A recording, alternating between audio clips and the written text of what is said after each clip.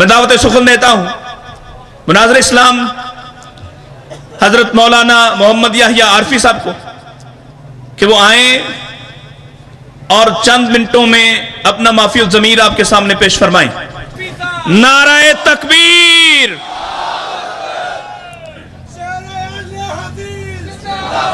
مولانا محمد یحییٰ عارفی صاحب۔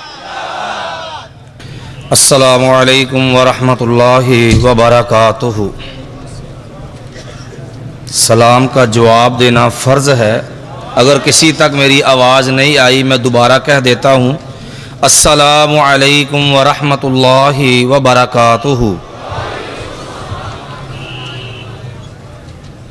میرے برادر اکبر محترم مولانا مطیع اللہ باجوہ صاحب حافظہ اللہ، ان کا حکم ہے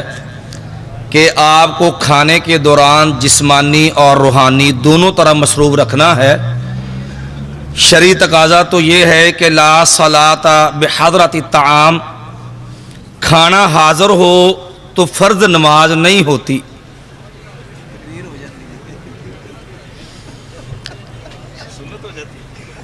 جب فرض نہیں تو سنت و بالاولیٰ ممکن نہیں ہے، لیکن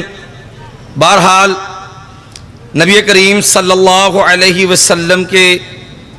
زندگی کے آخری لمحات سے متعلقہ چند ایک گزارشات آپ کے گوش گزار کرنا مقصود ہے۔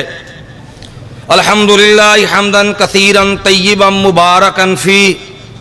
الذی لم یزل حیا قیوما سمیعا بصیرا،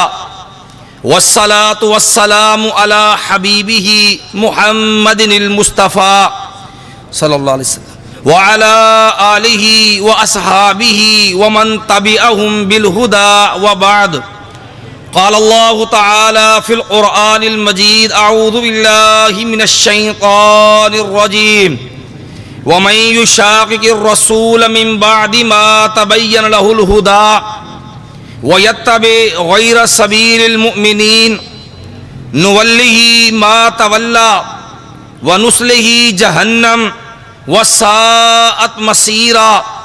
وقال النبی صلی اللہ علیہ وسلم بعثت بالسیف بین یدی الساعہ جعل رزقی تحت ظل رمحی وجعلت الذلۃ والصغار علی من خالف امری۔ کائنات کے رب کا فرمان ہے، جو آدمی حق واضح ہونے کے بعد بھی محمد کریم صلی اللہ علیہ وسلم کی مخالفت کرتا ہے اور ایمان والوں کا رستہ چھوڑ کے کسی اور رستے پہ چلتا ہے، نولہ ما تولی، وہ جس طرح بھی منہ اٹھا کے چلے ہم ادھر ہی اس کو چلا دیں گے، ونصلہ جہنم وساءت مصیرا، اور بدترین مقام جہنم کے اندر اس کو ڈال دیں گے۔ کائنات کے امام محمد کریم صلی اللہ علیہ وسلم نے فرمایا، دنیا کے واسیوں بعثت بالسیف بین یدی الساعہ، میں محمد صلی اللہ علیہ وسلم کو کائنات کے رب نے قیامت تک کے لیے تلوار دے کے بھیجا، جعل رزقی تحت ظل رمحی، اور دنیا والو اللہ نے میری روزی میرے نیزے کے نیچے رکھی ہے، وجعلت الذلۃ والصغار علی من خالف امری، اور لوگوں یہ بات ذہن نشین کر لینا، دنیا کے اندر ذلت، دنیا کے اندر رسوائی، دنیا کے اندر بربادی، دنیا کے اندر تباہی اللہ نے اس انسان کے لیے بنائی ہے جو میں محمد صلی اللہ علیہ وسلم کی مخالفت کرنے والا ہے۔ ذلت بنی ہی اس کے لیے ہے، رسوائی بنی ہی اس کے لیے ہے، دنیا اور آخرت کا خسارہ جو ہے بنا ہی اس بد نصیب کے لیے ہے جو محمد رسول اللہ صلی اللہ علیہ وسلم کی مخالفت کرنے والا ہے۔ مجھ سے قبل آپ میری جماعت کے بہت سارے ذمہ داران اکابرین کا خطاب سن چکے ہیں، بہت سارے میری جماعت کے ذمہ داران علماء آپ سے ہم کلام ہونے والے ہیں، میں ان کے درمیان اور آپ کے درمیان حائل نہیں ہونا چاہتا، صرف چند ایک گزارشات جو ہے وہ آپ کے گوش گزار کرنا مقصود ہے۔ میرے کانوں تک بھی یہ آوازیں آ رہی ہے کہ شاید اہل حدیث کے اسٹیج سے انتشار کی آواز آ رہی ہے، کسی کی زبان کے اوپر یہ جملے بھی ہے کہ شاید یہاں سے فرقہ واریت کی دعوت دی جا رہی ہے. رب کعبہ کی قسم ہے اہل حدیث کا اسٹیج ہو اس سے فرقہ واریت کی آواز نکلے, اہل حدیث کو زیب نہیں دیتا. رب کعبہ کی قسم ہے اہل حدیث کا اسٹیج ہو اس سے نفرت کی آواز آئے. کائنات کے رب کی قسم ہے اہل حدیث کی شان کے لائق نہیں ہے, لیکن درد دل کے ساتھ جو ہے ایک دو باتیں گوش گزار کرنا چاہتا ہوں, ایک سوال کرنا چاہتا ہوں. یارو اہل حدیث کے اوپر جو توہین کا الزام دیتے ہو, اہل حدیث کے اوپر جو گستاخی کا تبرہ کرتے ہو, اہل حدیث جو ہے قرآن کو ماننے والا, محمد رسول اللہ صلی اللہ علیہ وسلم سے وفا کرنے والا, اصحاب محمد صلی اللہ علیہ وسلم کے اوپر جان نچھاور کرنے والا, تابعین کے نقش قدم پہ چلنے والا. یارو میں کسی کو برا نہیں کہتا, لیکن اپنے اوپر اٹھنے والے الزام کے لیے اپنی زبان کھول کے رب کا قرآن پڑھ کے محمد رسول اللہ صلی اللہ علیہ وسلم کی حدیث بیان کر کے اصحاب محمد کا انداز بیان کر کے یارو میں اپنے دفاع کا حق تو رکھتا ہوں. کیا مجھے اتنا بھی حق نہیں ہے؟ ہو سکتا کوئی مجھ سے سوال کرے, میری جماعت کے اوپر اعتراض کرے, اوے اہل حدیثو تم میلاد کیوں نہیں مناتے؟ رب کعبہ کی قسم ہے ہم اس کو گالی نہیں دیتے جو ہم سے یہ پوچھتا ہے تم میلاد کیوں نہیں مناتے, کیا تمہارے دل کے اندر جو ہے نبی علیہ السلام کی محبت نہیں ہے؟ یارو میں ایمان سے ایک سوال کرنا چاہتا ہوں. یارو مجھے ایمان سے بتانا, تم نے بازار بھی سجا لی ہے, تم نے گلیاں بھی سجا لی ہے, تم نے اپنے گھروں کے در و دیوار بھی روشن کر لیے, کمکمے بھی جلا لیے, تم نے بابڈا کو جو نقصان کرنا ہے اور بلب بھی جلا لیے, لیکن مجھے ایک بات کا جواب تو دے دینا, اور ایمان سے مجھے بتا دینا یہ میلاد جو ہے کیا یہ نبی کی ولادت کا جشن ہے یا محمد رسول اللہ صلی اللہ علیہ وسلم کی وفات کا جشن ہے؟ کہو گے اس سوال کا مقصد کیا ہے؟ میں یہ بات بھی واضح کر دیتا ہوں, مجھے گستاخ کہنے والوں اور میری جماعت کے اوپر گستاخی کا تبرہ کرنے والوں, رب کعبہ کی قسم ہے میں کسی کو گالی دینے نہیں آیا, کسی پہ تبرہ کرنے نہیں آیا, کسی کو گستاخ قرار دینے نہیں آیا, لیکن اتنا تو پوچھ سکتا ہوں یارو جشن میلاد کا جشن منانے والوں مجھے بتاؤ گلیوں کے اندر, بازاروں کے اندر, چوکوں کے اندر, چوراہوں کے اندر اور سرے بازار میدانوں کے اندر تم نے بنایا ہے, روضہ رسول اللہ بنایا ہے, مجھے ایمان سے بتا دو یہ روضہ رسول اللہ صلی اللہ علیہ وسلم کس چیز کی علامت ہے؟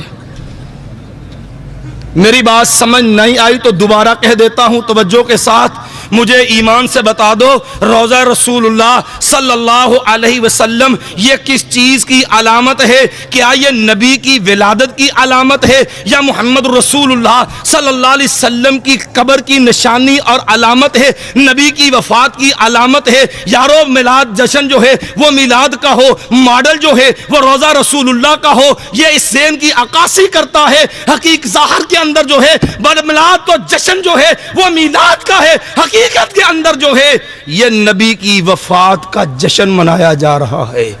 اگر کوئی اہل حدیث سے سوال کرے یارو تم روضہ کیوں نہیں بناتے, رب کعبہ کی قسم ہے میں جواب دے سکتا ہوں, میں کہہ سکتا ہوں یارو میں روضہ کیوں نہیں بناتا, رب کعبہ کی قسم ہے, اور دنیا والوں میں بات پاکستان کی نہیں کرتا, میں بات ہندوستان کی نہیں کرتا, میں بات عرب کی نہیں کرتا, میں بات عجب کی نہیں کرتا, لیکن اتنا تو کہہ سکتا ہوں رب کعبہ کی قسم ہے پوری دنیا کے اندر کوئی ایسی جگہ نہیں جہاں نبی کا روضہ بن سکے. نبی کے روزے کا مقام یہ ہے کہ نبی کا روزہ وہ بنتا ہے جو دنیا کے اندر مقام جنت ہو. ما بین بیتی و منبری روضۃ من ریاض الجنہ. اہل حدیث کو گستاخ کہنے والوں معذرت سے صرف 2-4 منٹ کے اندر ایک دو باتیں عرض کر کے اپنی بات کو ختم کیے دیتا ہوں. اہل حدیث کو گستاخی کا طعنہ دینے والوں مجھے ایمان سے ایک بات تو بتا دو یارو, دنیا کے اندر عزت سے جینے والوں اور جرت کا نشان رکھنے والوں, دنیا والوں اہل حدیث کو گالی دے دو, اللہ کی قسم گالی کے جواب میں قرآن آئے گا, تم مجھ سے برا بھلا کہو, پیغام رسول سنائیں گے, تم ہمارے اوپر تبرہ کرو, اصحاب محمد کی سیرت یاد دلائیں گے, رب کعبہ کی قسم ہے کبھی گالی کا جواب گالی سے نہیں دیں گے, لیکن درد دل سے سوال تو کر سکتے ہیں. یارو میں ایمان سے پوچھنا چاہتا ہوں دنیا والوں، جھنڈے قوموں کی جان کی علامت ہے، قوموں کی عزت کا نشان ہے، قوموں کی زندگی کا علامت ہے، قوموں کے حیا کی علامت ہے، قوموں کی جرت کا نشان ہے، قوموں کے ابھرے ہوئے سروں کی علامت ہے. یہی وجہ ہے میرے پیغمبر علیہ السلام نے کہا تھا جب سیدنا زید بن حارثہ شہید ہوئے تھے، میرے نبی نے فرمایا تھا جب جعفر طیار شہید ہوئے تھے، میرے نبی نے فرمایا تھا، اور لوگوں جب میرے نبی کا پیارا صحابی عبداللہ بن رواحہ شہید ہوا تھا، کہا تھا لوگوں وَأَخَذَتِ الرَّايَةُ سَيْفٌ مِّن سَيُوفِ اللَّهِ، اور لوگوں اب جھنڈا تھاما ہے اللہ کی تلواروں میں سے ایک تلوار خالد بن ولید رضی اللہ تعالی عنہ نے. یاروں میں سوال جو کرنے لگا ہوں ذرا ایک لمحے کے لیے توجہ کر لینا تاکہ گستاخی کا معاملہ بھی صاف ہوتا چلا جائے. یاروں ایمان سے بتانا کسی کے جھنڈے کے اوپر شیر کی نشانی نظر آتی ہے، کوئی عزت اور عروج کے لیے اپنے جھنڈوں کے اپنے جو ہے وہ جھنڈے کے اوپر ستارے بنا کر کے عزت اور عروج کا نشان بتاتا ہے، کوئی اپنی جرت کے لیے جھنڈے کے اوپر تلوار بناتا ہے، کوئی جرت اور غیرت کے لیے جھنڈے کے اوپر تیر بناتا ہے، کسی کے جھنڈے پہ شیر نظر آتا ہے، کسی کے جھنڈے کے اوپر جو ہے ستارے نظر آتے ہیں، کسی کے جھنڈے کے اوپر تیر نظر آتا ہے، کسی کے جھنڈے کے اوپر تلوار نظر آتی ہے. میں سوال کرنا چاہتا ہوں یارو میں تو اور تو کلمہ لا الہ الا اللہ پڑھنے والے اس نبی کو مانتے ہیں جس نبی نے کہا تھا وہ استو بالسیف بین یدی الساعہ، میں قیامت تک کے لیے تلوار دے کے بھیجا گیا ہوں. وہ نبی تلوار لے کے آیا تھا، اس نبی کے پاس وہ نیزہ تھا جس کے نیچے میرے نبی کا رزق تھا، تلوار بھی تھی، نیزہ بھی تھا، تیر بھی تھا. مجھے ایمان سے بتاؤ میرے نبی کی پگڑی امامہ بھی موجود تھا، میرے نبی کی کملی وہ چادر جو ہے وہ چادر بھی موجود تھی. میں سوال کرنا چاہتا ہوں یارو جشن مناتے ہو، جشن آمد مصطفیٰ مرحبا، جشن آمد مصطفیٰ مرحبا. مجھے ایمان سے بتاؤ جب باری نبی کے استقبال کی آئی تو جو جھنڈا لہرایا اس جھنڈے کے اوپر نشان جوتے کا بنایا ہے، جھنڈے پہ نشان.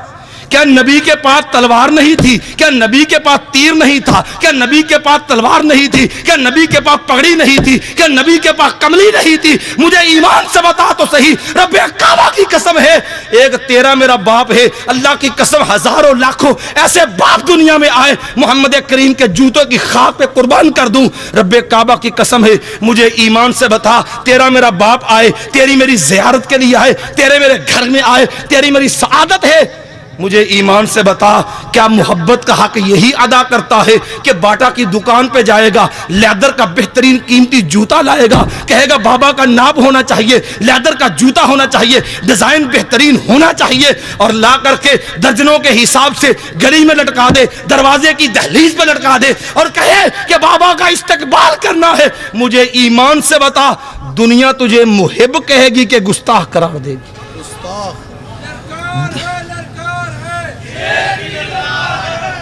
مجھے ایمان سے بتا کہ اگر جوتے لٹکا کر کے باپ کا استقبال کرے دنیا تجھے گستاخ کہے. میں ایمان سے سوال کرتا ہوں اور یارو جو اس نبی کے پاس تیر بھی تھا، تلوار بھی تھی، نیزہ بھی تھا، کملی بھی تھی، پگڑی بھی تھی، تجھے نبی کے استقبال کے لیے ملا تو جوتے والا جھنڈا ملا. ایمان سے بتا گستاخ کون ہے؟ میں تو اسی بات پہ اکتفا کرتا ہوں. باتیں تو بہت ہے لیکن میں اپنے بزرگوں کے درمیان اور آپ کے درمیان حائل ہونا مناسب نہیں سمجھتا. اقول قولی ھذا استغفر اللہ لی ولکم ولسائر المؤمنین.